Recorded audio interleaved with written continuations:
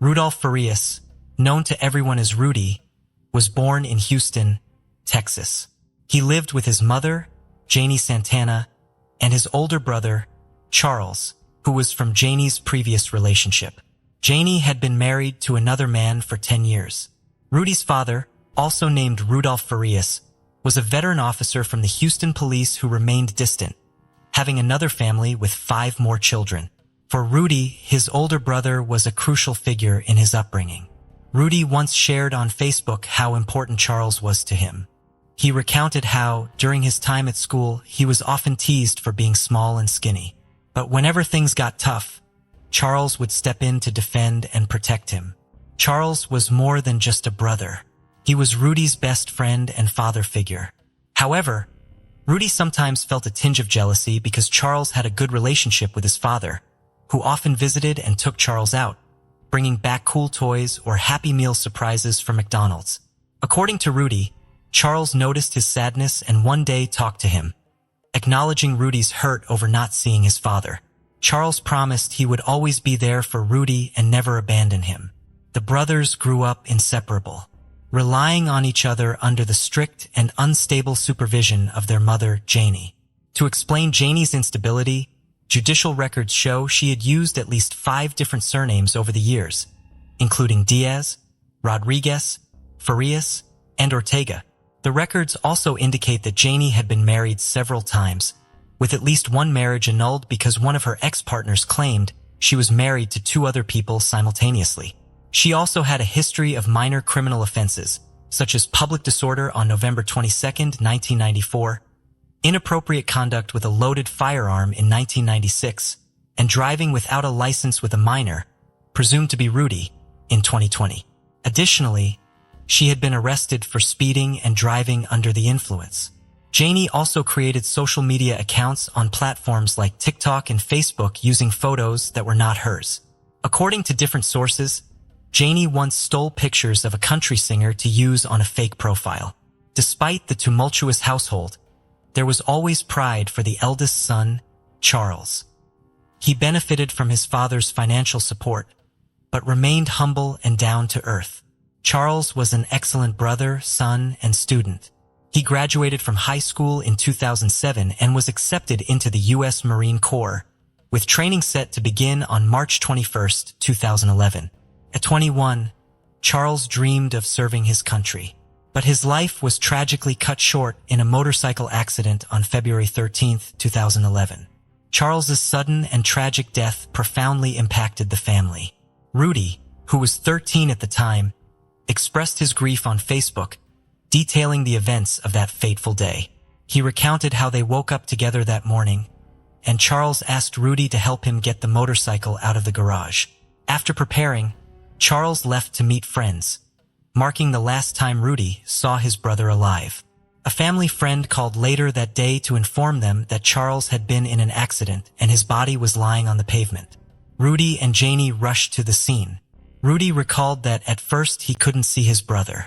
Then he saw his mother on the ground, holding Charles and pleading with God to bring her son back. Rudy described how he froze, staring at his brother lifeless on the ground. This state of shock stayed with him for a long time. He told his loved ones that he found it difficult to even say the word death. He preferred to think that his brother had fallen asleep forever and often said he would soon meet Charles in heaven. At Charles's military funeral, Rudy delivered an emotional speech expressing how much he would miss his brother, who was the closest thing he had to a father. He shared that Charles taught him many things, but not how to live without him. The following years were tough for Janie and Rudy. The void left by Charles was a heavy burden to bear. Rudy began experiencing recurrent episodes of post-traumatic stress and depression. He even started self-harming, scratching his wrists with sharp objects like aluminum cans. On August 19, 2014, 3 years after his brother's death, Rudy received news that his father, aged 51, had also died tragically. The lifeless body of Rudy's father was found in his uniform inside his patrol car. He had parked in a secluded area outside Houston, where he decided to take his own life using his service weapon. The police report on the incident revealed that shortly before, He had been relieved of his duties pending an internal affairs investigation. Rudolph had been with the Houston Police Department since May 1993. A police spokesperson detailed that Rudolph was placed on administrative leave pending the investigation into criminal conduct allegations. The suspension meant he had no police duties and was assigned closely supervised desk work with little to no public contact. It is noteworthy that Rudolph was one of 4 officers under investigation for manipulating speeding tickets issued by the Houston Police Department's Traffic Enforcement Unit. There were instances, for example, of tickets being issued at the same time in different locations hundreds of miles apart. There were also questionable tickets issued late at night. Police sources explained that the motive behind these irregularities was to commit fraud to earn overtime pay. Records show that Rudolph earned $158,000 in overtime since 2012. Although Rudolph was an absent figure, his death affected Rudy, who once again expressed his feelings on Facebook. He thanked those who sent condolences for his father, even though he had never known him. Rudy acknowledged feeling pain because his father's death permanently closed any possibility of a father-son relationship. He confessed that he never expected to feel anything for his father, but in the end, he experienced pain, sadness, lethargy, and other confusing emotions. Amid the emotional turmoil, on March 6, 2015, Rudy left his house around 6 p.m. to walk his 2 dogs in northwest Houston. A few hours later, one of the dogs returned home. The second dog came back the next morning, according to a police report. On March 7, 2015, Rudy's mother reported him missing. A missing persons flyer from that year noted that Rudy had been diagnosed with post-traumatic stress disorder, depression, and anxiety, and that he might have stopped taking his prescribed medication. The flyer described Rudy as having suffered a leg injury that caused a slight limp. Rudy's cousin told the New York Post that although Rudy was 17, his mental age was around 10. Some of Rudy's family speculated that he might have been kidnapped and sold into a human trafficking ring. 2 years after his disappearance in May 2017, authorities put up a billboard in North Houston to draw attention from local residents in hopes that someone might provide clues to find him. On March 22, 2015, a GoFundMe campaign was launched to help Janie in her search for her son, Rudy. At the time, she claimed Rudy had physical and mental disabilities. The campaign raised $2,025. In 2017, Janie told a news channel that detectives had informed her Rudy might have been kidnapped and sold to human traffickers. However, the case grew more perplexing as sightings of Rudy were reported between 2018 and 2022. In 2018, another of Rudy's cousins called Houston police, saying she had seen Rudy at Janie's house. However, when officers arrived, they found no sign of him. She also mentioned that her grandmother often said she talked to Rudy, but as she was elderly, her claims were not taken seriously. The grandmother insisted that Rudy walked around the house. During a 2020 dispute over the grandmother's guardianship, Janie's sisters accused her of forcing their mother to live in a poorly maintained house. They wanted to move the elderly woman to another home because the current one was so run down that she slept on the couch as there was no bed. Additionally, the sisters alleged that the house was filled with animal urine and feces, causing the grandmother to suffer from skin infections. Despite Janie's denials, the grandmother continued to tell the family she saw and spoke to Rudy. Around the same time, neighbors began reporting seeing a young man resembling Rudy entering and leaving Janie's house. A detective from the Houston Police Department's Missing Persons Unit said that when Janie was questioned about the young man visiting her house, she claimed he was her nephew, not her son. On June 29, 2023, around 10 p.m., a person found Rudy severely injured outside a church in southeast Houston. The young man had bruises all over his body, especially on his face. On July 3, 2023, Janie issued a statement thanking the media and the public for their support over the years. She announced that her son, Rudy, had been found after being missing for 8 years. Janie mentioned that she had no additional information at that moment, but confirmed that Rudy was found unconscious and that the police and 911 were immediately notified. She assured everyone that Rudy was receiving the necessary care to overcome his trauma, but noted that he could not communicate verbally and requested privacy during this difficult time. Adding to the dramatic turn of events, Janie mentioned that Rudy was found clutching the chain his brother Charles used to wear around his neck. She later shared a photo of Rudy in a hospital bed. Rudy's aunts, however, disputed the authenticity of the photo, stating it was taken in 2012. On July 5, 2023, Rudy and his mother met with detectives from the Houston Police Department's Missing Persons Unit at a hotel. They were joined by Quinnell X, a prominent activist and advisor for the local Black Panther movement. After the meeting, Quinnell X told the media that Rudy had confided in him about experiencing oppressive practices and significant suffering over the past 8 years.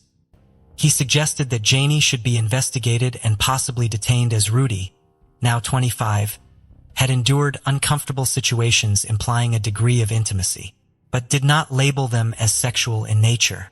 Quinnell X informed the press that Rudy had been found outside the church because he had taken his mother's car to escape, but ended up crashing it.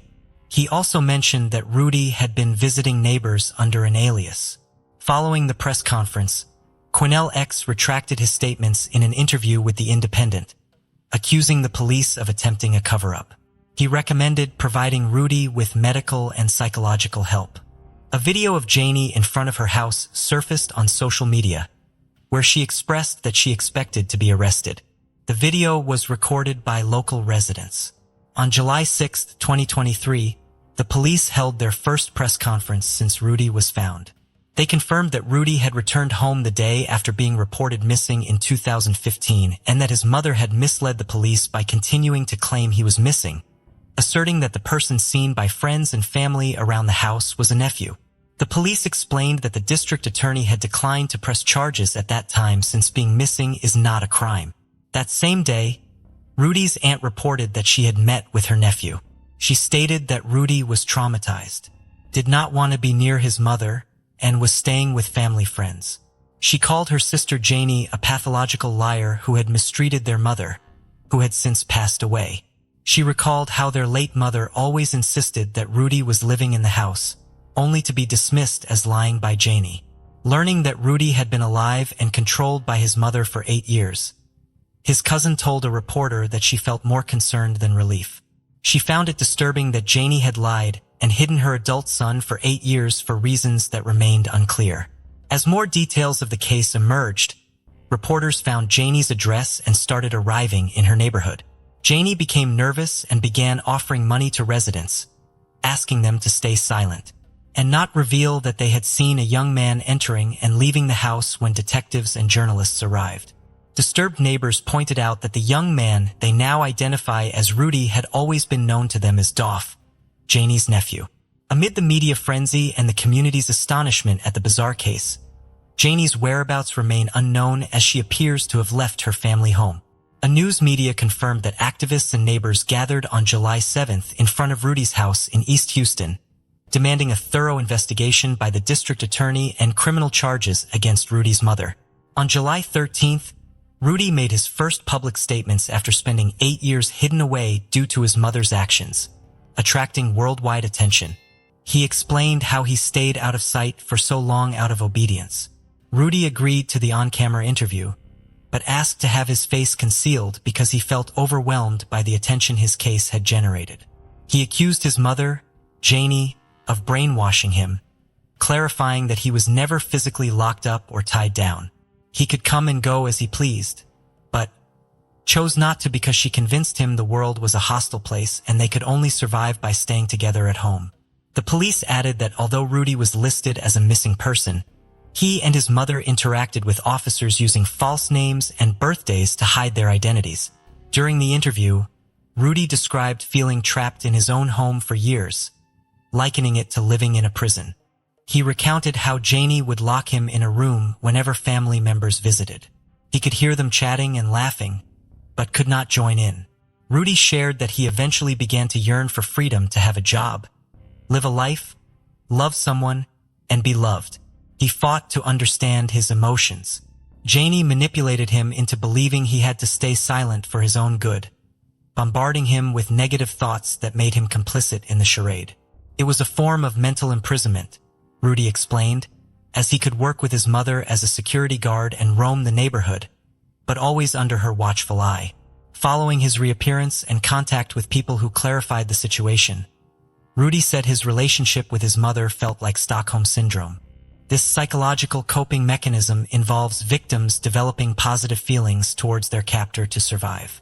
Rudy expressed that his mother had psychologically imprisoned him and wielded significant power over him as his sole parental figure since childhood, alongside his late brother. Despite answering all the reporters' questions about his false disappearance, some of Rudy's explanations still leave gaps. For instance, when asked if he ever questioned Janie about why they kept pretending he was missing, he said he did not remember. Regarding the allegations by activist Quinnell X about inappropriate advances by his mother, Rudy stated that the media had twisted his words. He mentioned occasionally sleeping with his mother but did not recall why, asserting it was not intimate though he felt uncomfortable with it. Reporters also asked if his mother had ever drugged him. Rudy recalled an incident when he was about 12 years old and she gave him a bottle of Tylenol PM or sleeping pills. According to Rudy, his mother forced him to go to the hospital, making him pretend he was sick from an overdose. He couldn't remember why she did this, but suggested it might have been because she had something to do at school. He added that around the time of his supposed disappearance, he didn't know how to handle his emotions, especially since it happened right after his brother, Charles, passed away. When asked if his mother wanted him to take on a husband-like role at home, he said yes, but only in terms of shared responsibilities like cooking and cleaning, with nothing romantic or intimate involved. Rudy told the reporters that he finally decided to leave home because he wanted to end the life he was living, where his mother kept him hidden, manipulated him, and made him believe the outside world was dangerous. When asked what message he would send to his mother if she saw the interview, Rudy replied that he wanted her to leave him alone and let him live his life and be happy. Throughout the interview, Rudy's tone was marked by anxiety and distress. In response to Rudy's shocking and unexpected revelations, his Aunt Pauline spoke to the media, expressing her deep concern for her nephew and noting that Rudy was still scared. Janie's whereabouts remain unknown, but it's possible she will face legal action from GoFundMe for benefiting from the false disappearance story. The fundraising platform stated that she had been permanently banned from GoFundMe and future beneficiary opportunities after the scam came to light. GoFundMe has a zero-tolerance policy for misuse of the platform and cooperates with police investigations into alleged misconduct.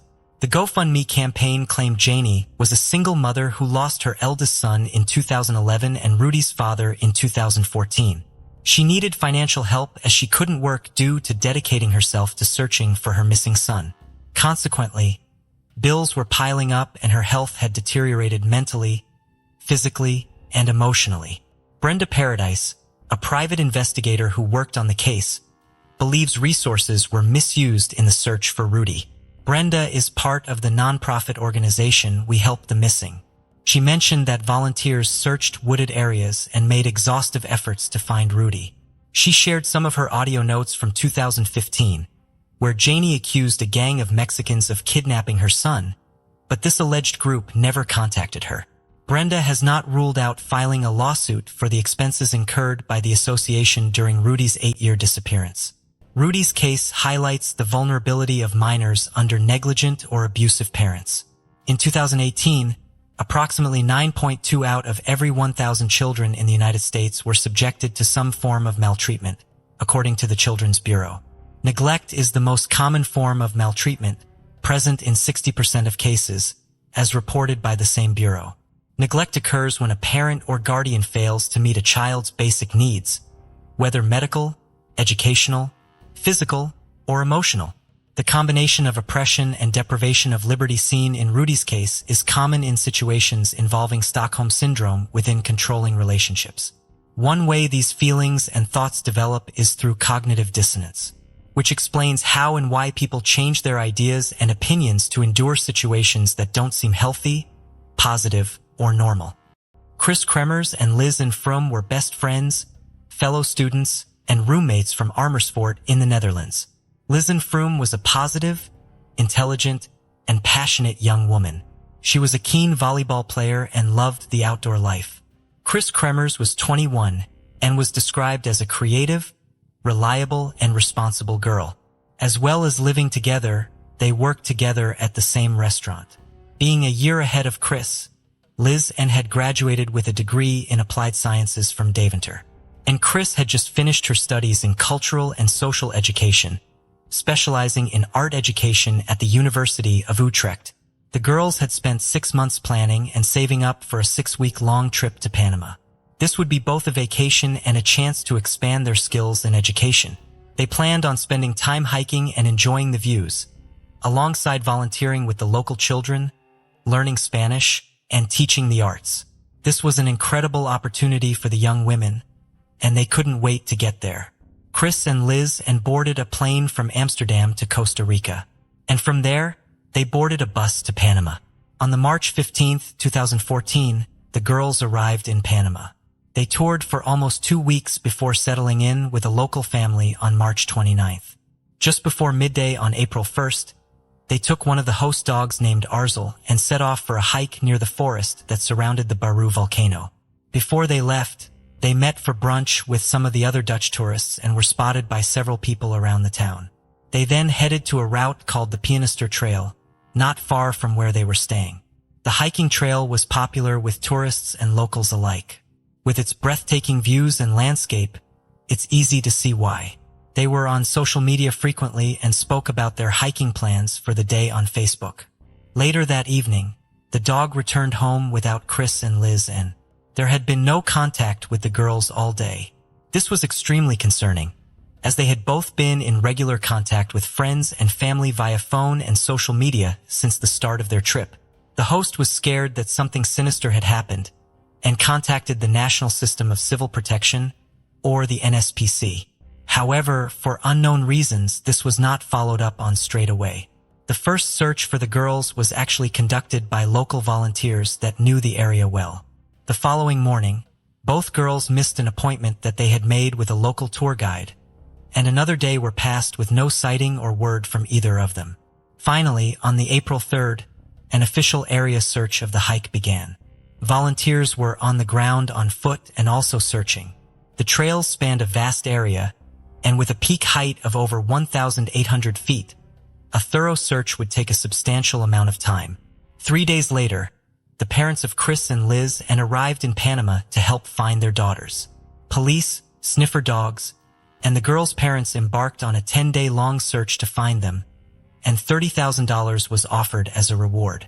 The girls' parents didn't believe they would have veered off the set path, and it just didn't make any sense to them. Although police and locals were searching the area, and the search moved quickly, nothing would turn up, and more questions than answers arose.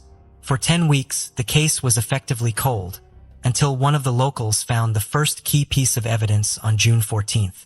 A backpack, later identified as Liz Ann's, was found along a riverbank in Alto Romero. This was around a 14-hour walk away from the trail that the girls had embarked on. The bag was in perfect condition. It wasn't wet or damp, and appeared to not have been damaged by the elements. The woman who found the bag said although she couldn't be sure how long it had been there, she was positive it couldn't have been there long, as she hadn't spotted it in the days before. In the bag was $83 cash, 2 pairs of sunglasses, Liz Ann's passport, Chris's medical insurance card, an empty water bottle, a camera, and both girls' bras. Also inside were Chris and Liz Ann's mobile phones. Everything inside was in perfect condition, neatly packed and undamaged by the weather. The rucksack wasn't high-end or especially waterproof, and questions surrounding how the bag and the contents had stayed in such good shape in a humid and wet rainforest for the last 2 months started to be asked. There were also many sets of fingerprints found on the bag, but these were never fully analyzed, and it remains a mystery as to whose they were. Fortunately, when the phones from the backpack were switched on, they still worked perfectly. The authorities were able to start painting a picture of the hours leading up to their disappearances. Only a few hours after they set off on their hike, a call to 112 was made from Chris's iPhone 4. Dialing 112 from any country in the European Union would connect you to emergency services. 10 minutes later, Liz Ann's Samsung was used to make another 112 call. It was clear that something had gone terribly wrong only a few hours into the hype. On April 2nd, Liz Ann and Chris made 4 more attempts to call both 112 and 911. And on April 3rd, Another call to 911 was made from the iPhone. Due to the reception, only one of these calls briefly connected, and that was only for a second before it was cut off. It was clear that after 5 a.m. on April 5th, the Samsung battery eventually ran out, but Chris' iPhone continued to hold power until noon on April 11th. Between the 7th and the April 11th, there were 77 attempts made to try and call the emergency services. All of these calls tragically failed. After April 6th, the passcode to the iPhone was inputted incorrectly multiple times, and it was determined that the correct PIN was never entered again.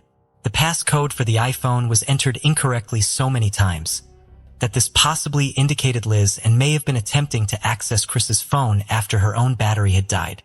Or, after 8 days in the wilderness, dehydration and hunger could have been the reason that Chris couldn't focus to enter her PIN correctly. But after over a week with what could have only been a few snacks and limited water, it was remarkable that one or both of the girls were still able to use the phone at all. On the April 11th, the iPhone was turned on and then off for a final time at 11:56 a.m.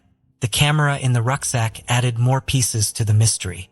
At the beginning of their hike, they had taken a massive amount of photos of themselves overlooking the Continental Divide and happily following the trail. Nothing appeared out of place.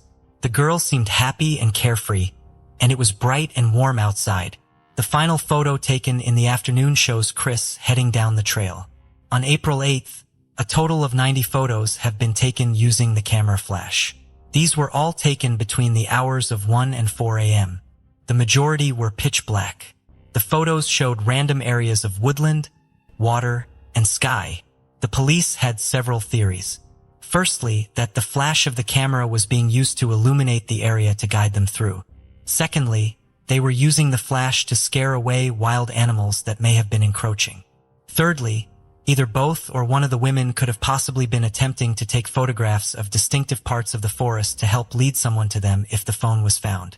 One of the images showed what appeared to be either plastic bags or wrappers stuck on some sticks on a large rock. Another photo showed what appeared to be a mirror on the ground. Alternatively, these photos could have been for themselves to get their bearings back during the daylight and help retrace their steps.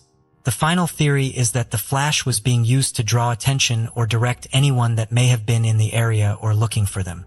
There was a large search party out on the April 8th, and flares were being shot up into the sky to try and locate the girls.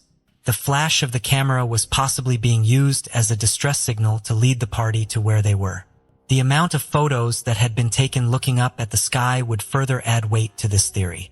Disturbingly, one of the photographs showed the back of Chris's head with what appeared to be blood on it.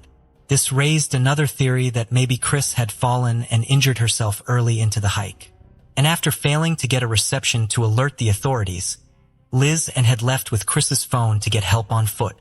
However, Chris may have succumbed to her injuries, and Liz fell victim to the elements, dehydration, or both. Out of all the images taken over the day in the early hours of the morning on April 8th, only one photo was deleted and was unable to be recovered. Image 509. In the order the photos were taken, the deleted one in question would have been around the time the flash started being used. It will never be known what this image was and why it was deleted, but it is possible that this photo could have been one of the keys to solving the case. These photos, combined with the attempts to reach help, pointed to a series of terrifying and distressing days for Chris and Liz. And following the discovery of the backpack, Chris's shorts were found on a rock a few kilometers from where the bag had been located. There were inconsistencies surrounding how the shorts were found. Some reported that they were neatly folded up, and others said that they had just been flung over the rock. 2 months later, a tragic finding was made. A human pelvis and a hiking boot with a foot inside was discovered. At least 33 human bones were found shortly after. They were scattered in different locations along the riverbank, almost a 12-hour walk away from where they were last known to have been. Suspected human remains and hiking boots found during the search for 2 young Dutch women have been confirmed to have belonged to the girls. 2 different types of shoes and bones were found last Thursday, as search teams stepped up efforts to find the girls who disappeared while hiking in Panama. DNA tests concluded that these were the bones of Chris Kramers and Liz Froon. Chris's bones were bleached, presumably due to the conditions surrounding them. However, some people questioned whether or not the bleaching was down to the natural elements or was man-made. Among these bones, the police found the remains of 3 other unidentified people.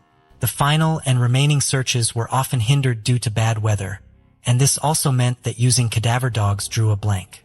Poor weather and lots of rain makes it incredibly difficult for dogs to locate and follow scents. People speculate to this day that the girls were met with foul play, killed along the hike, and their remains were scattered over a massive area.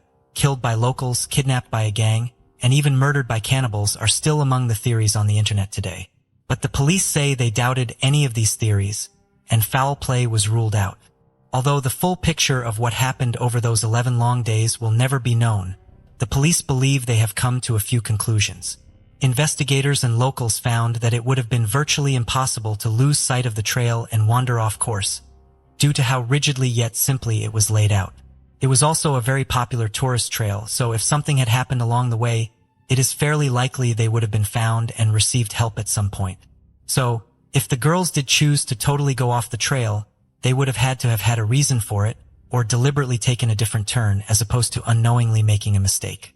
One part of the trail, however, was seen as a potentially hazardous spot, and if you leant over too far, there was a chance for someone to slip and fall over 40 meters into the riverbank below. If you followed that same river along, this was actually where a lot of the girls' bones were discovered. A local knew the trail well and identified this area as somewhere that would have been almost impossible to get back out of, should someone have fallen into it. Speculations that they had fallen into the river caliber were squashed by the Cream's family lawyer, Enrique Orocha. With no damage to the bones and the low levels of water in the river at the time they disappeared, he claimed that this just didn't stack up. A Panamanian forensic anthropologist said of the girls' remains, "There are no discernible scratches of any kind on the bones. There are no marks on the bones at all." The investigating officials would come under fire for how the case was conducted. People wanted to know why it hadn't been investigated sooner, and why certain things hadn't been analyzed for DNA or fingerprints. It will never be known what happened during those 11 harrowing and traumatizing days, but it is obvious that the girls fought tirelessly to save themselves and get help. Chris Kramers and Liz and Froome had clearly battled incredibly hard, and had seemingly strategized as best they knew how. Their family and friends still search for answers, and have never given up hope that they might one day find out what happened to Chris and Liz and on the Peanister Trail in Panama. Allie Kostrel grew up in St. Louis, Missouri, but her heart was set on attending the University of Mississippi. When she finally made it there, she felt as though she had reached the height of her dreams. But her story soon took a grim turn. Investigators later remarked that there were no signs or warnings that could have prepared Allie's friends for the tragedy that unfolded on that July afternoon. Detectives at the scene were stunned that anyone could commit such a crime against a kind, easygoing student. Their focus quickly shifted to their primary suspect, another student whose hidden motives no one had seen coming.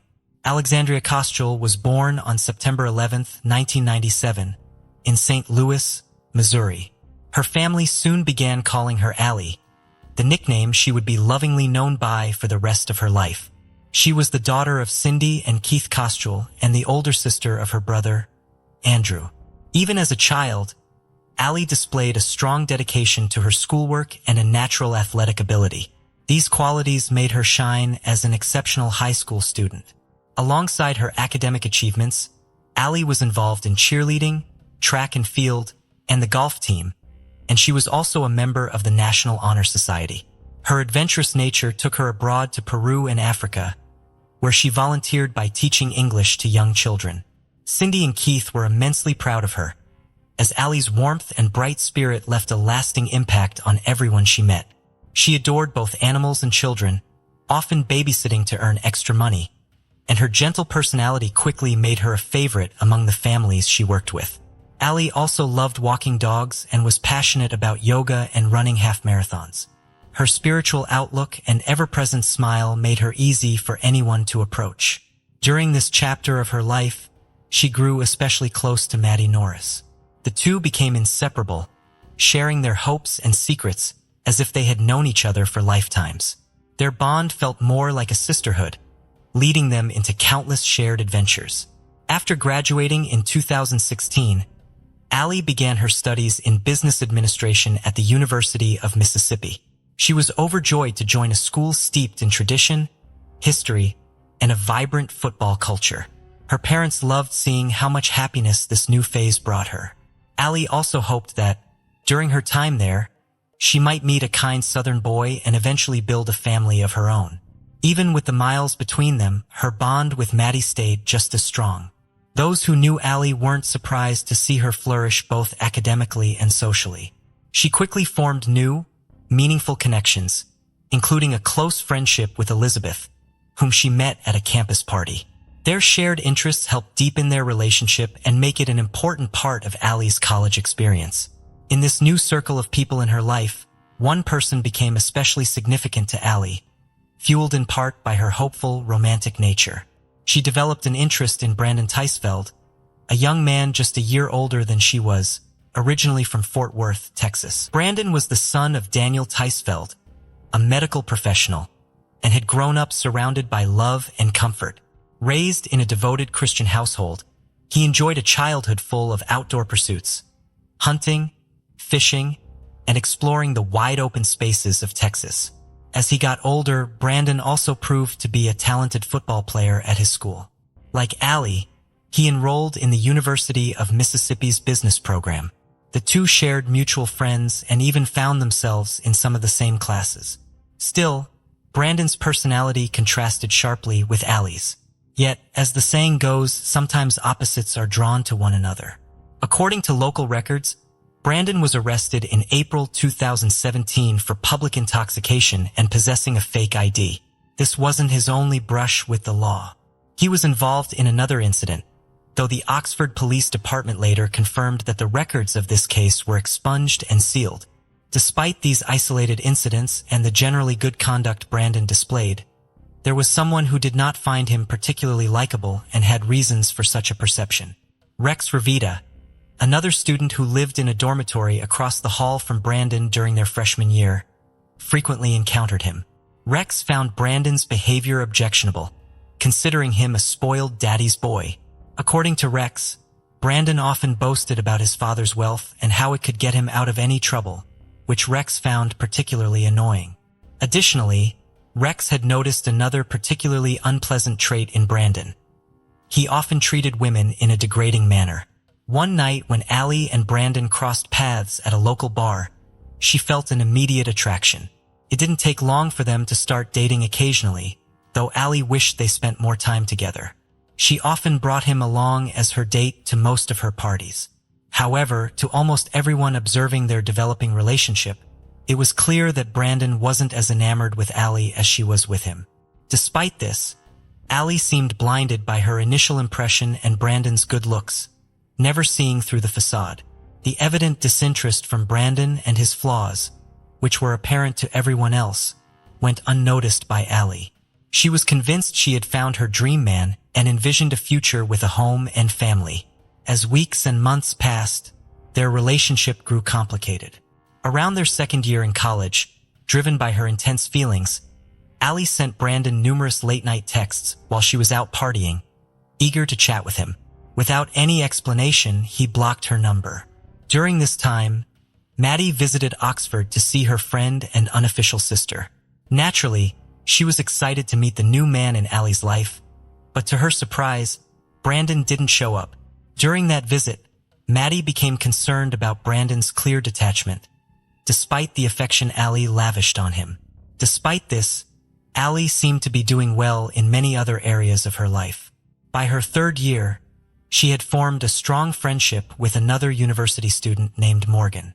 It was around this time that Brandon inexplicably reappeared as if nothing had happened, seeking to reconnect with Allie. Allie interpreted this gesture as a sign of mutual romantic interest and became filled with hope. However, she was the only one who saw it that way. To everyone else, it was strange, knowing that Brandon had no genuine feelings for her. One of the most astonished by the situation was Rex. Upon learning about the supposed romance between Allie and Brandon, he believed that the young Texan was emotionally manipulating her, making her think he loved her, something Rex was sure was false. Deep down, Allie might have been aware of Brandon's lack of affection. This could explain why her closest friends and even her parents knew very little about him. References to Brandon and their relationship were quite vague. Consequently, none of Allie's close ones were aware of the emotional abuse she was experiencing. Allie often found herself in tears over the man she loved. Her roommate at the time occasionally noticed the sadness in Allie's eyes. However, as she mentioned in a later interview, Allie was a girl who radiated pure light and had the ability to appear happy even when she was sad. According to her, Allie's kindness blinded her to others' malice, making her see people as better than they actually were. In April 2019, Allie told Brandon that she was worried she might be pregnant and sent him a picture of a home pregnancy test. The results were inconclusive, but given the gravity of the situation, Allie expressed her desire to discuss it in person. Brandon's immediate response was like a cold shower. He bluntly stated he had no intention of staying with her if she was indeed pregnant. Over the next 3 months, Allie tried to meet with him to talk about it, but Brandon avoided her at all costs. Sometimes he would agree to meet and then cancel at the last minute. Other times, he simply wouldn't show up and offered no explanation afterward. Amid this emotional roller coaster, Allie continued with her life, hoping the situation would improve, and only communicated with Brandon electronically. Unbeknownst to her, Brandon was spending long hours trying to find a solution to what he saw as a major problem. He spent days researching online about medications and clinics for terminating a pregnancy. Unsatisfied with these options, he even considered more extreme scenarios, looking up how to use a weapon and hide a crime. In the midst of the uncertainty about their relationship status, the vacation period arrived. Allie decided not to travel back home to Missouri. Given that she was in her final year and had high academic ambitions, she chose to stay at the university in July to attend a summer course. Additionally, she was teaching fitness classes at the time, which motivated her to sacrifice her break to earn extra money for her expenses. However, Cindy and Keith were not willing to miss the opportunity to be with their daughter. They informed her that they would come to visit. Allie was overjoyed at the news. Once her parents arrived at her apartment, the three of them had the most wonderful days together. Allie and her mother went shopping and chatted endlessly about countless things. There was so much to catch up on that the hours seemed too short. Knowing Allie's love for the sea and the beach, Cindy gifted her several new items, all with a marine theme, to reflect her interests in her home. Allie, in turn, repeatedly asked her mother to cook her favorite dishes. When it was time to say goodbye in mid-July 2019, Allie wished her parents could stay for at least one more day. As Cindy and Keith headed back home, they comforted themselves with the thought that their next reunion was just around the corner and they just needed to be patient. Shortly after, Brandon contacted Allie via text message. Just as he had done previously, disappearing and reappearing months later as if nothing had happened, this time he requested a meeting to discuss the delicate matter in person. On Friday, July 19, 2019, back in St. Louis, Cindy called her daughter to confirm everything was all right. True to her word, Allie went to a bar that night. A while later, surveillance cameras captured her leaving the place, wearing a white shirt and blue shorts, with her head down, seemingly texting. The footage shows her in front of the door, though she doesn't enter the establishment. Afterward, Allie returned home but left again without her roommate hearing. Around midnight, she finally met up with Brandon. The details of what transpired next have been elusive to the authorities. No one knows what was said or the tone of their conversation. It's assumed there were accusations and clarifications, but this remains speculative. What is certain is that Allie and Brandon met face to face at a lake, a vast area surrounded by numerous campsites and recreational spaces. Due to its size and characteristics, the sheriff's department has long patrolled its various nooks and crannies. During the early hours of Saturday, July 20th, 2019, the moonlight was the only illumination for the patrolling officers. The prevailing darkness was far from romantic. According to police sources, a local resident walking their dog reported hearing gunshots in the early hours of that morning between 2:15 and 2:30 a.m. The attacker fled the scene. Around 10:30 a.m., a police investigator was on patrol, not expecting to discover the lifeless body of a young woman. The discovery occurred near an abandoned fishing camp, a remote location about 20 miles from the university. Overcoming the initial shock, the police officer was able to gather some general information about the victim. This experience marked a significant turning point in his career. Allie's purse, containing her school ID and driver's license, was found nearby shortly afterward. When the police department was notified, investigators began their efforts to uncover what had happened. They attempted to trace Allie's cell phone but were unsuccessful. Meanwhile, that Saturday, Brandon spent the day with friends, behaving as if it were any other day, showing no apparent signs of distress. They went bowling and chatted normally, with none of his friends noticing anything unusual. At some point between Saturday and Sunday, Brandon wrote a letter to his parents, revealing his anguish over his actions. Though he avoided explicitly mentioning the crime, he confessed to something terrible that would likely result in his imprisonment or death. He was certain that sooner or later, the police would catch him. As investigators delved into Allie's social circle, Brandon emerged as a potential suspect. The team focused their efforts on trying to contact him, but all calls to his cell phone went unanswered. On Saturday afternoon, the police visited Allie's family to deliver the devastating news. The words hung in the air, creating a surreal sense that they were living a nightmare. Overwhelmed with grief, Cindy and Keith had to face an unimaginable reality. Allie's close friend, Maddie, struggled to make sense of what had happened. Her mind flooded with memories of the time spent with the friend she considered a sister. Meanwhile, the police continued their attempts to reach Brandon. By then, he had left his friend's house and was driving his truck.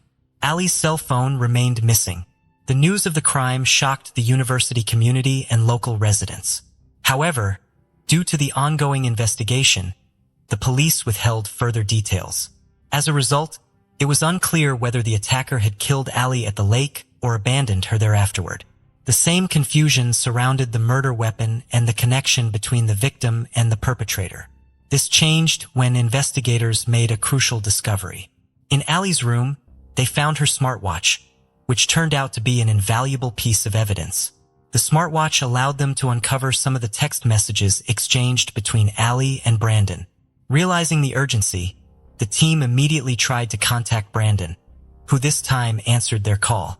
He apologized for not responding earlier and made excuses to avoid meeting with the officers but promised to come to the police department first thing on Monday, July 22nd. After hanging up, fully aware of his predicament, Brandon continued to travel as far as possible. On Sunday, July 21st, 2019, he arrived at another friend's house carrying an unusual item, a firearm. He made no effort to hide it and even unloaded it in front of his host. Brandon also brought a six-pack of beer, so they sat down to drink, chat, and watch television. The next morning, he left without attending the scheduled meeting at the police department, thus becoming a fugitive. Detectives obtained an arrest warrant and began tracking Brandon's phone. Having left Mississippi, Brandon's location was soon identified as Memphis, Tennessee. Authorities issued an alert for his truck, which had a distinctive license plate. It didn't take long for the Memphis Fugitive Task Force to get a positive result. About an hour and a half later, the prime suspect, wearing a blood-stained shirt, was apprehended outside a gas station in the southwest part of the state. The operation involved at least 12 officers and 7 police patrols. Inside the vehicle, they found a firearm matching the one used in Allie's murder. Mississippi investigators were promptly notified. They headed north to pick up Brandon. Upon arrival, they found Brandon calm. They read him his rights and then transported the suspect back to Mississippi in custody. Once they reached the station, Brandon recounted his activities during the weekend of the crime, revealing that he had been roaming around Oxford from Friday to Saturday. Beyond that information, Brandon remained steadfast in his right to remain silent, refusing to provide further details to the investigators. He was detained at the county jail, and his family soon hired an attorney to handle his defense. In a statement, Brandon's father insisted that his son was not involved in the incident. He urged everyone to presume Brandon's innocence, confident that the ongoing investigation would reveal what he believed to be the truth. However, he was unprepared for what was to come. The first blow came when a university spokesperson confirmed that Brandon was suspended from the institution. Meanwhile, Allie's autopsy revealed that she was not pregnant at the time of her death, but this information was not shared with the media. Allie's funeral took place on Saturday, July 27, 2019. Friends, family, and community members left flowers and condolence notes. Despite their indescribable grief, they felt fortunate to have known such a vibrant and luminous young woman. In August of that year, Brandon was charged with first-degree murder. If found guilty, he could face the death penalty. His name made headlines. When Rex heard the news, he was initially shocked, but soon, everything seemed to make sense. He recalled all the rude and contemptuous comments Brandon had made about various women. For the prosecutors, the case became a textbook example of ignored warning signs in relationships that can lead to tragic endings. They believed that Allie's death could have been prevented. As the search for evidence continued, investigators discovered the letter Brandon had written during that weekend while searching his apartment. The COVID-19 pandemic delayed the start of the judicial process, requiring extra patience from Allie's friends and family. However, the investigators used this time to continue their work, sifting through hundreds of text messages between Allie and Brandon, a daunting task. Meanwhile, the prosecutors continued to build their case, gradually uncovering the details of an unequal love story. A series of facts, previously unknown to those close to the university student, came to light. When the case was finally presented to a grand jury in mid-2021, the evidence included photographs of the gun and bullet casings, as well as the letter. To the prosecutors, this letter was clearly a confession. However, the defense presented a completely different perspective. As Brandon pleaded not guilty, his lawyer argued that the letter was merely a farewell note, as Brandon had contemplated taking his own life at that time. To support this claim, the defense mentioned that Brandon himself had stated he was holding the gun to his head when he suddenly fainted. It was during this moment that the courtroom learned from Allie's autopsy report that she was not pregnant and had no evidence of ever having been pregnant. The revelation caused an unmistakable shock.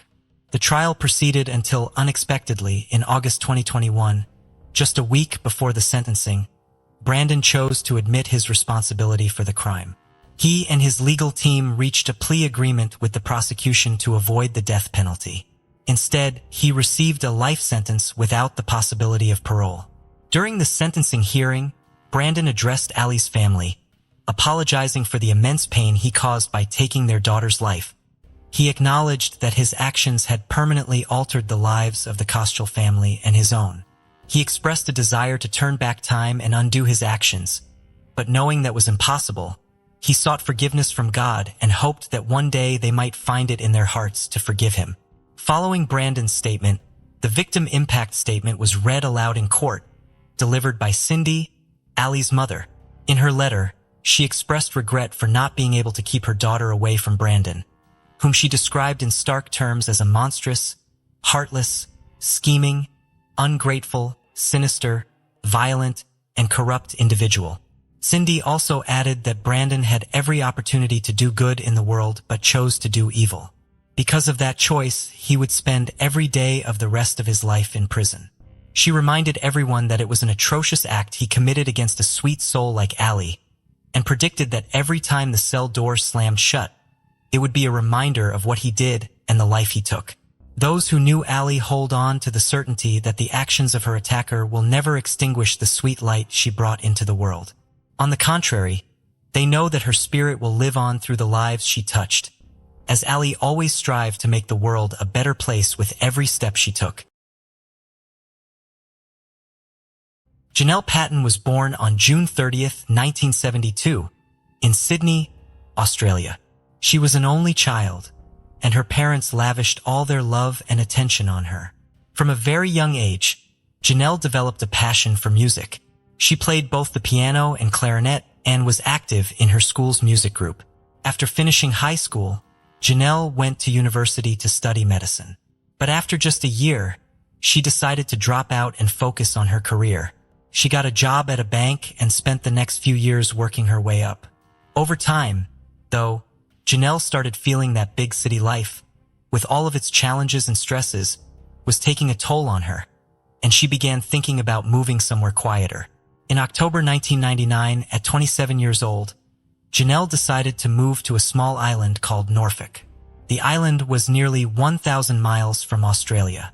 Back then, Norfolk had its own custom regulations and local laws, making it pretty independent from the mainland, but it was still considered part of the country.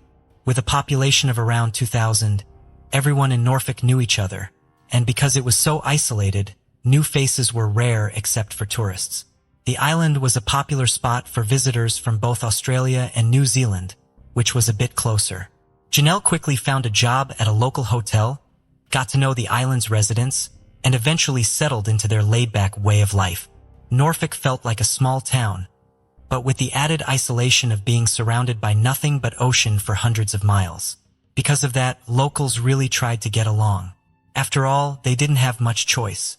In late March 2002, a year and a half after moving, Janelle's parents decided to visit her for the first time, and she was really excited.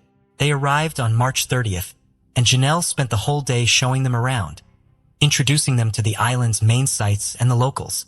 The next day, Janelle had a morning shift at the hotel, so they planned to meet up as soon as she finished work.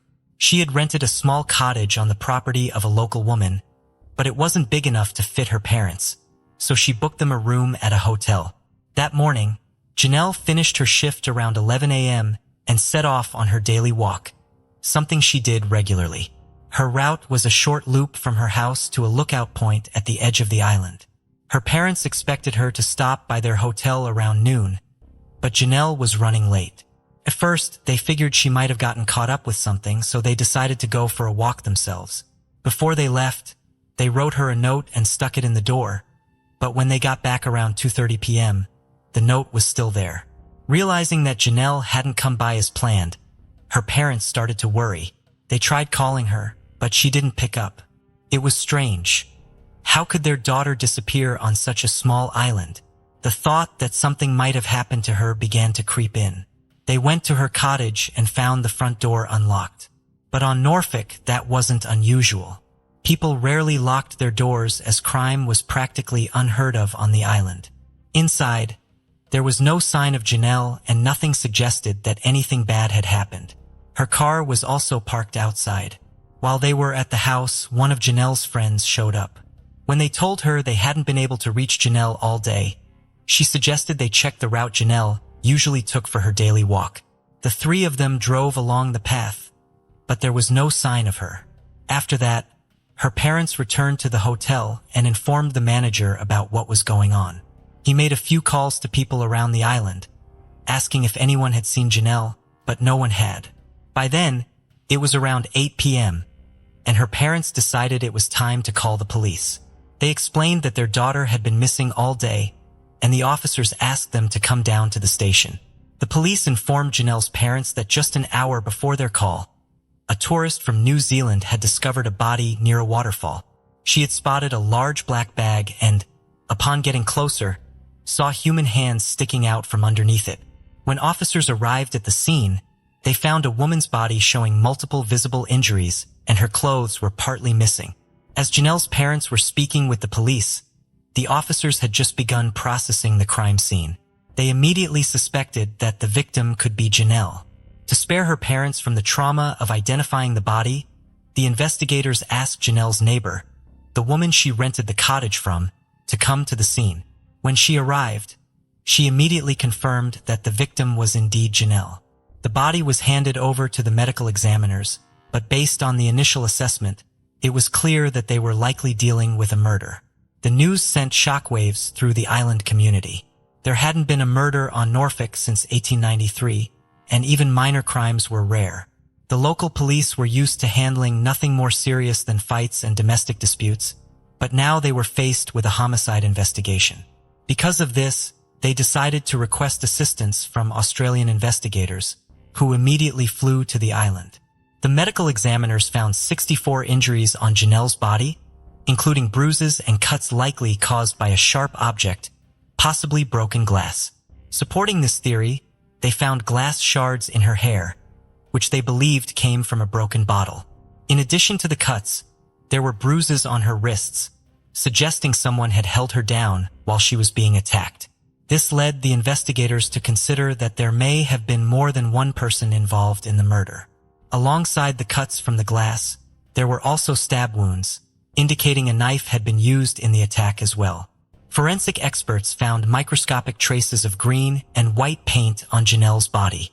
These particles were also present on her clothing and in her hair. The experts believed that the paint might have come from the perpetrator or their vehicle, possibly during the disposal of her body. Although part of Janelle's clothing was missing, which initially pointed to a possible sexual motive, the forensic team found no signs of sexual assault. However, they did recover a foreign DNA sample from her body, but it belonged to an unidentified female.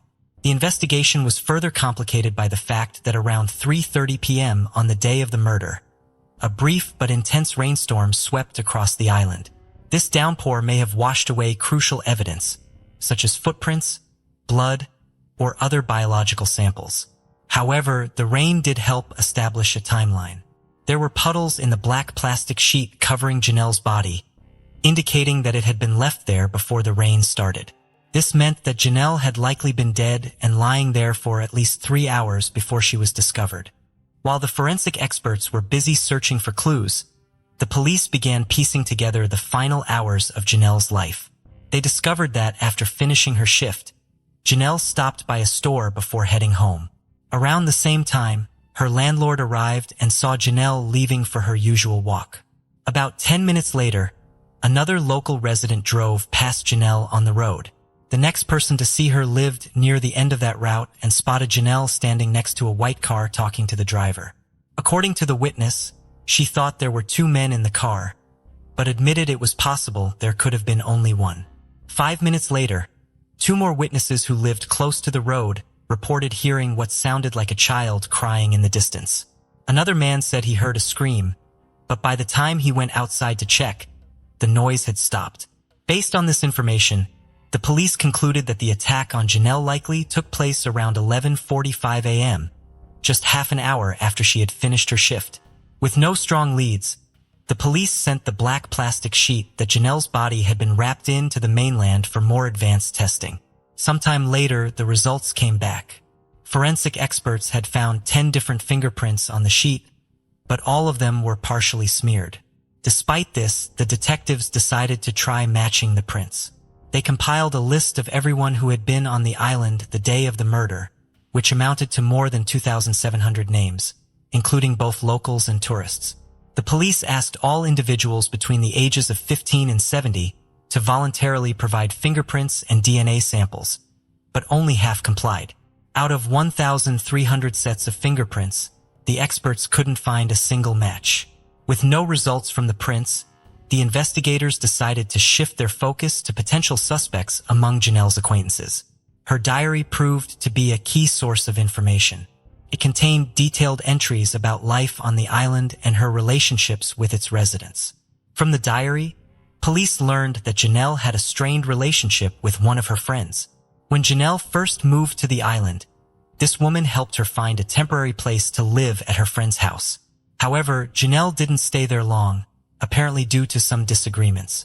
But even after Janelle moved out, this man continued to act suspiciously. Several witnesses reported that he had once threatened Janelle in the middle of the street. Police also discovered that after her body was found, he asked a friend to provide him with an alibi and say that they spent the day together, even though it wasn't true. The reason behind his behavior remained unclear, but the police uncovered an interesting detail. It appeared that he was in a secret relationship with Janelle's friend, the one who had helped her with housing, despite the fact that the woman was married with children. Janelle had written about their affair in her diary, and it was possible that the couple wasn't happy she knew about their secret. Despite this, both the man and the woman provided their fingerprints, and neither matched those found on the plastic sheet.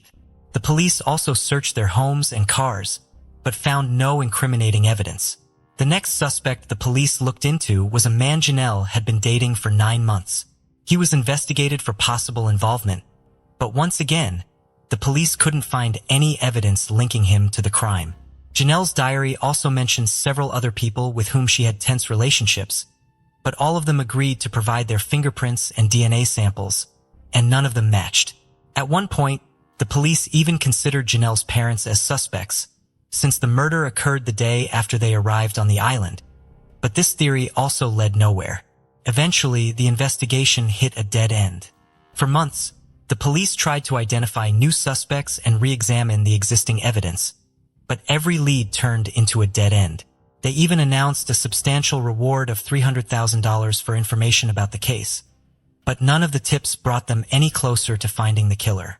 2 years later, investigators reopened the case and decided to re-examine the fingerprint samples they had collected from locals and tourists. This time, they also included prints from suspects in other recent cases on the island. Since all the prints were stored on paper, experts had to compare them manually. The process took a while, but eventually detectives got a breakthrough call. The fingerprints of a suspect in another case matched 2 prints found on the black tarp used to wrap Janelle's body. That suspect was 26-year-old Glenn McNeil. Shortly after Janelle's murder, police had questioned him in connection with a home invasion, but he wasn't arrested. Despite this, they had taken his fingerprints, which had been stored with the case file ever since. Police also learned that in 2002, McNeil owned a white Honda, matching the description of the car a witness saw near Janelle just minutes before her death.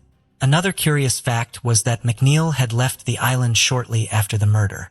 He had moved to Norfolk from New Zealand in 2000 with his wife and worked as a chef, but they later divorced, which also happened around the time of his move from the island. At the time of the investigation, McNeil was living in New Zealand with his new wife and 2 children, which made it difficult for the police to question him. However, they realized that he likely hadn't taken his car off the island, so they decided to search for it, hoping forensic experts could examine it for evidence. Before long, they found it. The white Honda had been abandoned on someone's property, not far from his old house, overgrown with weeds. It was handed over to forensics, and investigators got a warrant to search the house where McNeil had lived during his time on the island. When the experts thoroughly examined the car, they discovered traces of white and green paint that matched the paint particles found on Janelle's body. There were also a few glass shards, and similar fragments were found in his former home. An expert was called in to analyze the samples, and he confirmed that the glass shards from the car, the house, and the ones found on Janelle's clothes and body not only matched but were produced at the same time for a specific type of product. He also discovered parts of an engraving on one of the shards, which turned out to be the name of a wine. This confirmed that all 3 sets of glass shards came from the same wine bottle. In the backyard of McNeil's former house, the police found a black tarp exactly like the one used to wrap Janelle's body. They also discovered several human hairs and some biological traces in the trunk of his car. But unfortunately, both pieces of evidence had deteriorated over time, so the experts couldn't extract any DNA. Not giving up, detectives sent the hairs to a lab in the US, which had the most advanced technology at the time. But the process dragged on for a year. The first lab was overloaded and couldn't get to it right away. In the end, one of the detectives had to fly to the US to hand the samples to a different lab. Finally, in early 2006, the police got the result they were looking for. The hairs were confirmed to belong to Janelle. With all this evidence coming together, detectives secured an arrest warrant and headed to New Zealand to take McNeil into custody.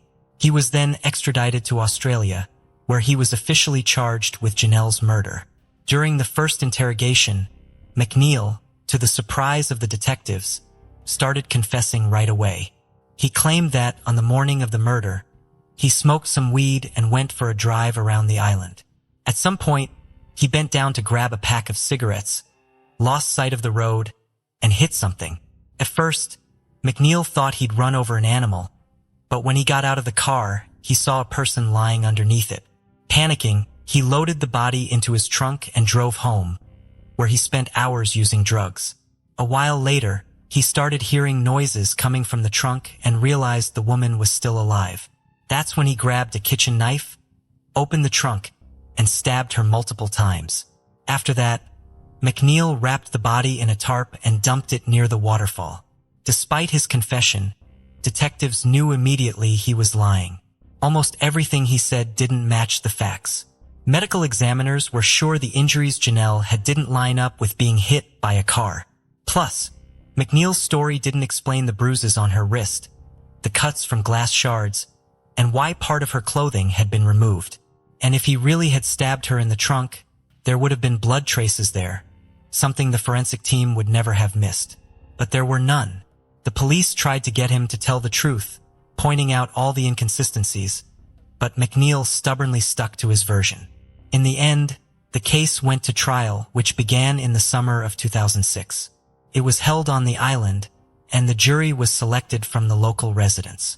At the first hearing, McNeil claimed he had nothing to do with the murder, and even said he didn't remember giving any confession to the police. He blamed his memory lapse on supposed mental health issues, although there was no medical proof to back up his claims. But by the time the trial began, the detectives had dug up something interesting. They knew McNeil's defense team would focus on the fact that female DNA was found on Janelle's body. It wasn't just on her clothes. It was also under her fingernails, which suggested she might have scratched a woman in a struggle before she died. This raised the possibility that a woman was involved in the murder and could have jeopardized the whole case. After McNeil's arrest, the investigators questioned everyone who knew Janelle, asking if there was any connection between her and McNeil. One of her friends remembered something odd. Just 2 or 3 weeks before Janelle's death, she had asked her friend if she knew a woman named Alicia and her husband, Glenn McNeil.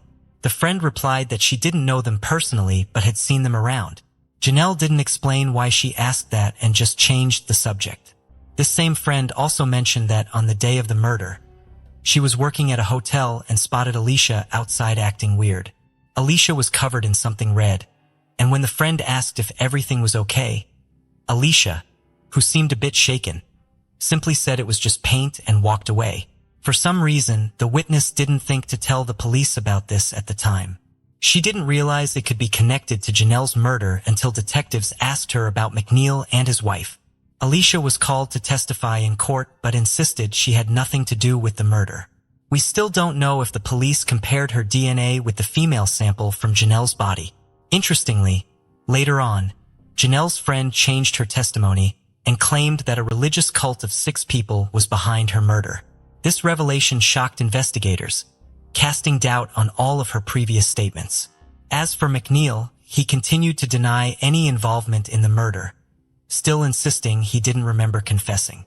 But despite his claims, with all the evidence presented, the jury found him guilty.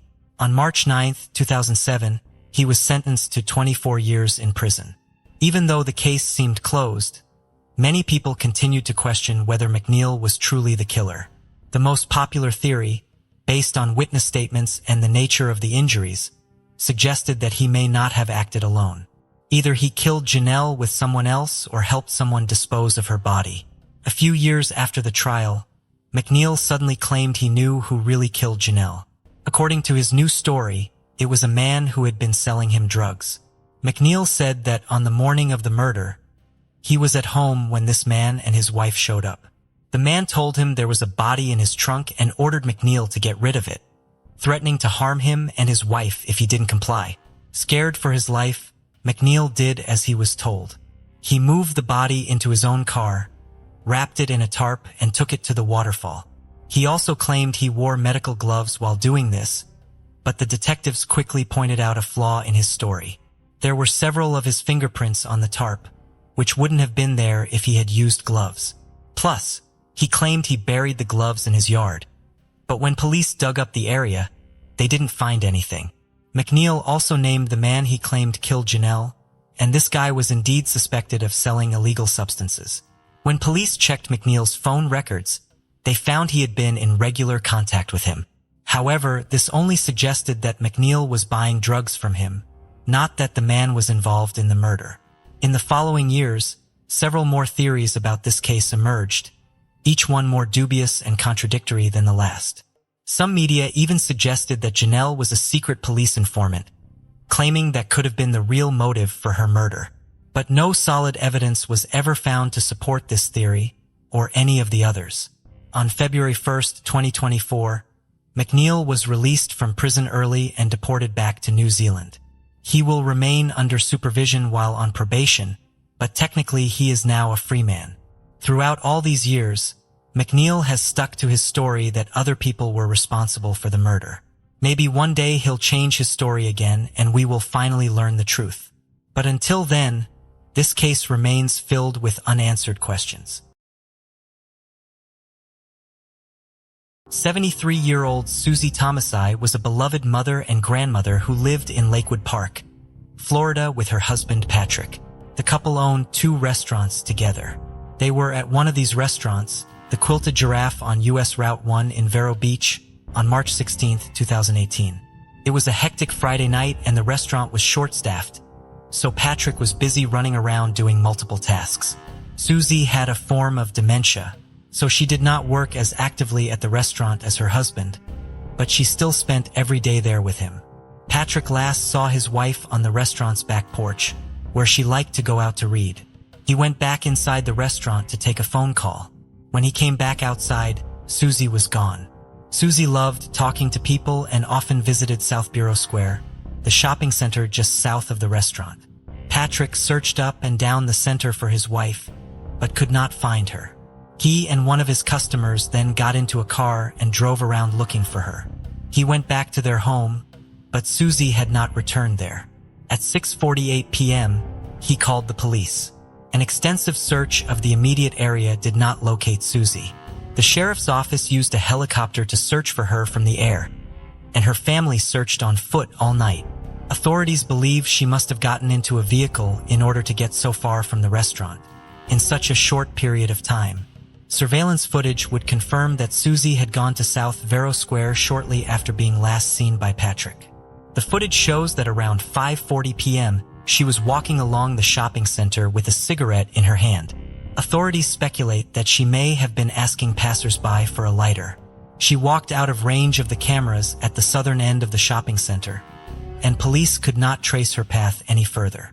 Dozens of volunteers came out to search a nearby wooded area, and potential sightings of Susie began coming in to the authorities. These potential sightings were all over Florida and as far away as New Jersey. Within the first 6 months after Susie's disappearance, the sheriff's office had followed up on more than 100 leads. None of them helped locate Susie. After Susie went missing, Patrick Tomasi decided to shut down the Quilted Giraffe for the summer, in order to focus on the search for her. When the summer ended and Susie still had not been found, he decided to make the closure permanent. It was too painful for him to be there without Susie. He auctioned off the restaurant's equipment and sold the property. The restaurant was demolished and new medical buildings were constructed where it once stood. Susie had been missing for more than a year and a half when authorities finally had a new potential clue to present to the public. In October of 2019, the Indian River County Sheriff's Office released new surveillance footage taken the day Susie went missing, not far from where she was last seen. The footage, taken at 6:04 p.m., appears to show someone on foot walking up to a white truck and speaking to the driver. The person on foot then walks around the front of the truck and gets into the passenger side of the vehicle. Despite the poor quality of the footage, Patrick Tomasi believes that Susie is the person on foot who gets into the truck. The sheriff's department is hoping that even though this new footage is of poor quality, it will help identify new potential witnesses to interview and leads to follow. The Tomasi family is still offering a $15,000 reward for Susie's safe return.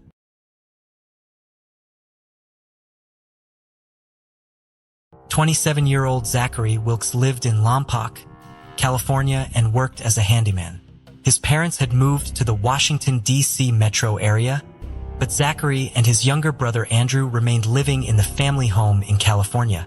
He had a kind heart and was always willing to help people, whether they were his neighbors or strangers in need. Zachary had an aunt and uncle who lived in Las Vegas, but had a houseboat on Lake Powell. Every year, either Zachary or one of his two brothers would travel to help them do work on the houseboat to get it ready for the summer. In 2017, Zachary would be making the trip. He had been looking forward to it because while he would be doing work, he enjoyed spending time on the lake.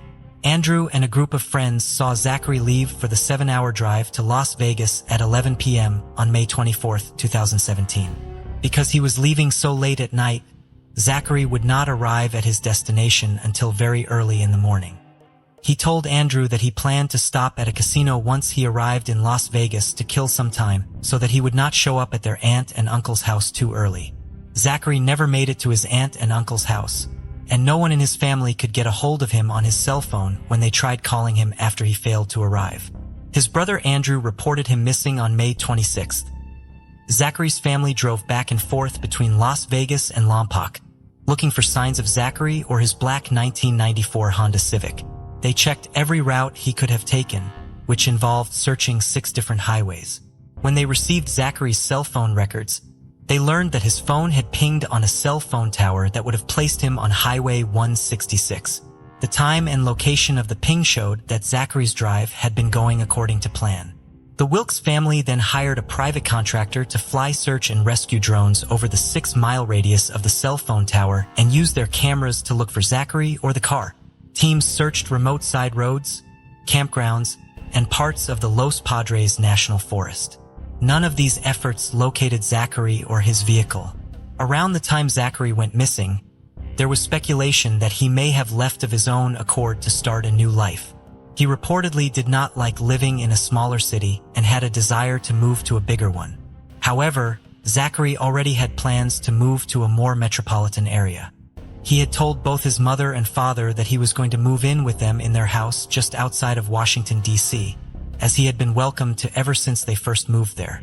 Since he already had public plans to leave Lompoc, it is hard to understand why he would choose to leave in secret instead. Furthermore, it does not seem possible that Zachary could have funded such a move, as he left all of his money in his bank account and has not accessed any of his financial accounts since he was last seen. The mystery of Zachary's disappearance appeared to be solved in 2019. On October 25th, his Honda Civic was found upside down in a culvert off of Highway 166. According to the Lompoc police, the vehicle was involved in a traffic collision causing and ended up in the dense brush off the side of the roadway. Based on the amount and type of damage, they believe that the car was in motion at the time of the accident. Police believe that the car had been in the culvert since around the time Zachary went missing, and that there were no other vehicles involved in the accident. The car is still being examined for signs of mechanical failure that may have contributed to the crash. However, Zachary's remains were not in the car. Multiple agencies searched the area again in hopes of finding them, but were unsuccessful. While the discovery of the car provides new information about the case, it also adds to the mystery of it. Zachary's family is still hoping for answers in his disappearance, and that locating his vehicle will help provide them.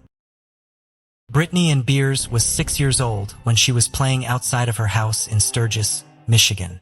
At 7:30 p.m., she was riding her bike, and at 8:30 p.m., her mother left to run errands. Brittany's half-brother said he saw her sitting on a bench about 5 minutes after their mother had left. A witness told investigators he saw Brittany talking to an unidentified man in a red or brown mid-sized vehicle.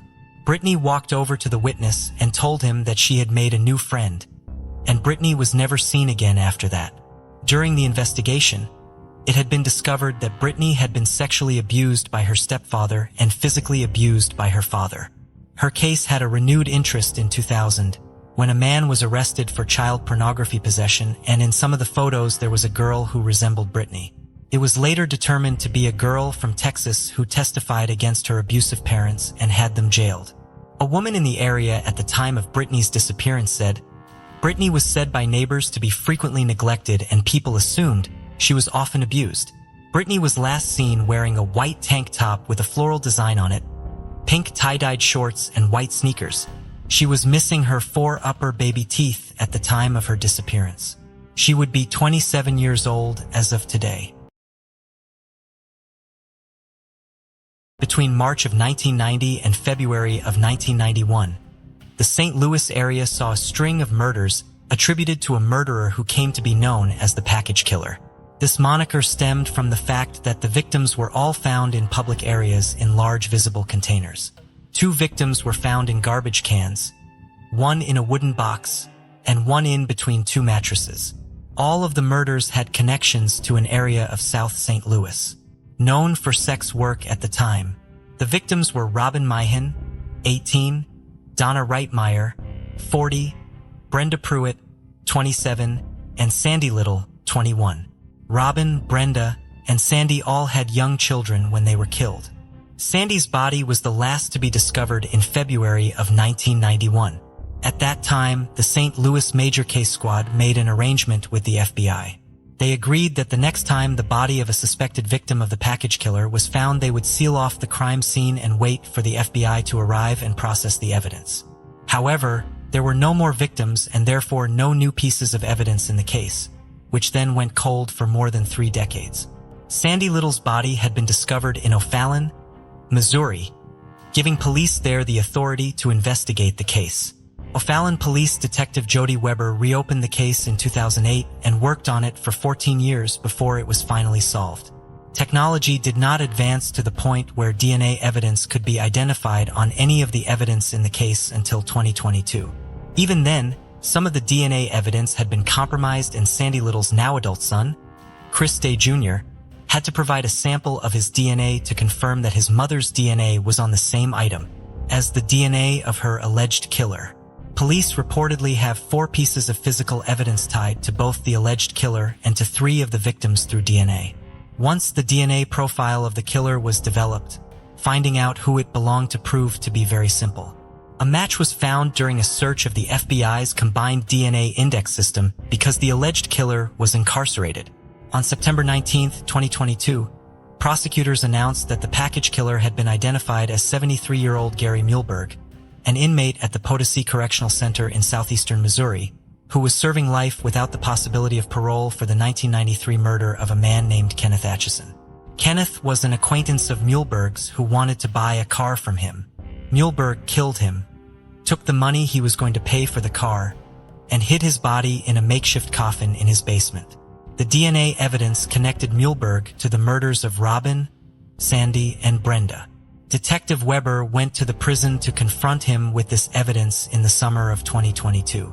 Once prosecutors agreed that he would not face the death penalty, Muehlberg began cooperating with them. He confessed to murdering Robin, Sandy, and Brenda. He also admitted to killing Donna, whose murder was suspected to have been committed by the package killer, but never definitively tied to the other murders until this confession. In addition, Muehlberg claimed that he killed a 5th woman whose name he does not remember. He says that after he killed her, he put her body in a metal barrel, which he left at a self-service car wash. Authorities are working to try to identify this woman and determine what became of her body. Muehlberg is currently facing 4 charges of first-degree murder in the cases of Brenda, Donna, Sandy, and Robin. In a phone interview after his confession, Muehlberg stated that he did not know why he started or stopped his killing spree, as he had paid many other women for sex, but had not killed them. He tried to claim that he confessed to try to do something positive for the victims' families, an assertion that is not supported by the fact that he did not choose to admit to his crimes until he was confronted with physical evidence tying him to them and he knew he would be facing charges. He also wants to quickly confess to and be sentenced for his crimes in court, claiming he wants to spare the victims' families the stress of a trial. However, those who know him say he is most likely more concerned with losing his cell on the honor block in the correctional facility if he is away facing trial for too long. None of the relatives of Muehlberg's victims, who have spoken publicly since Muehlberg's identification, believe he thinks about anyone but himself.